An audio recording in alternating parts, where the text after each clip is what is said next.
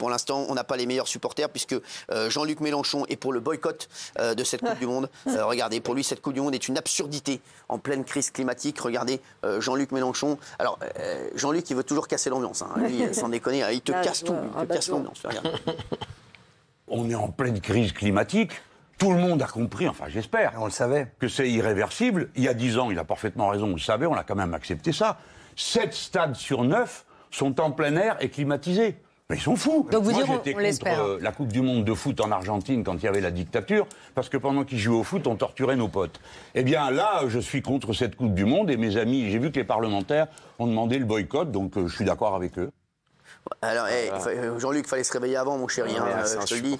Maintenant, boycott de la Coupe du Monde, tu vas faire qu'un truc, c'est que tu vas sanctionner les joueurs, et tu vas sanctionner l'équipe de France, tu vas sanctionner les sélectionneurs, tu vas sanctionner les fans de foot.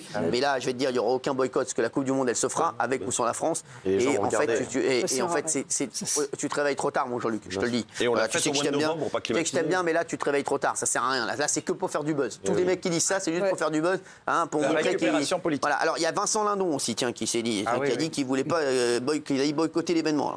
J'en ai carré de Vincent Lindon. Mais bon, voilà, lui, apparemment, il va boycotter l'événement Vincent Lindon. Vous savez Non, mais on va regarder. Il y a Vincent Lindon qui va boycotter. Tu vois, tu vas arriver, tu vas dire, putain, merde, il y a Vincent Lindon qui va boycotter. Ça m'en touche une sans faire bouger l'autre. Tu sais, non, mais c'est un truc de ouf. Vincent Lindon. Le gars, non, mais c'est un truc de fou. Le gars, c'est le porte-parole du gouvernement, lui, Vincent Lindon. Attends, vas-y. C'est incroyable. La même année, il y a des jeux d'hiver dans un pays où il n'y a pas de neige. Et après, il y a des jeux d'été dans un pays où il fait 60 degrés à l'ombre, où ils ont construit 10, 12 stades réfrigérés. Je pense qu'un grand footballeur, j'adorerais me transformer en une grande star de football dans les 5 ou 10 plus grandes stars du monde, je ne vais pas donner de nom, mais faire une conférence de presse et dire voilà, j'ai eu X fois le ballon d'or, je suis extrêmement demandé, je gagne beaucoup d'argent. J'ai pris la décision personnelle de ne pas aller au mondial sans prévenir mon entraîneur et mon pays. C'est ma décision d'hier soir.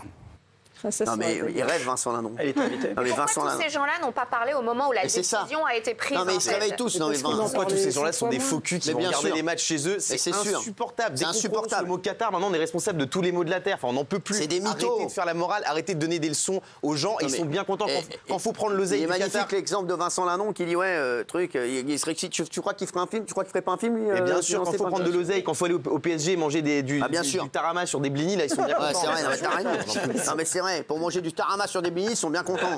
Voilà, du tarama, qui veut des blinis, du tarama, ils sont bien contents. Il y avait un sujet au moment de la décision. Ils sont contre tout. Ils étaient contre les gilets jaunes à l'époque. Ils sont contre le Qatar. Il n'y a que leur métier qui compte. Il n'y a que leur vie qui compte. Il n'y a que le cinéma qui est formidable. Il n'y a que leur monde qui est formidable. On va arrêter la clim dans les cinémas. On va arrêter la clim dans les théâtres. Ils sont dans un autre monde. Il fallait le faire il y a 1 an, il y a 2 ans. Tous ces gens qui se révoltent à 1 mois de la compétition. Je trouve ça bizarre quand même. Les mecs, vous attendez. C'est pour gagner du buzz, c'est du buzz positif. Mais bien sûr, mais voilà, c'est vrai, c'est pas très on prend pas un gros risque. C'est pas très courageux.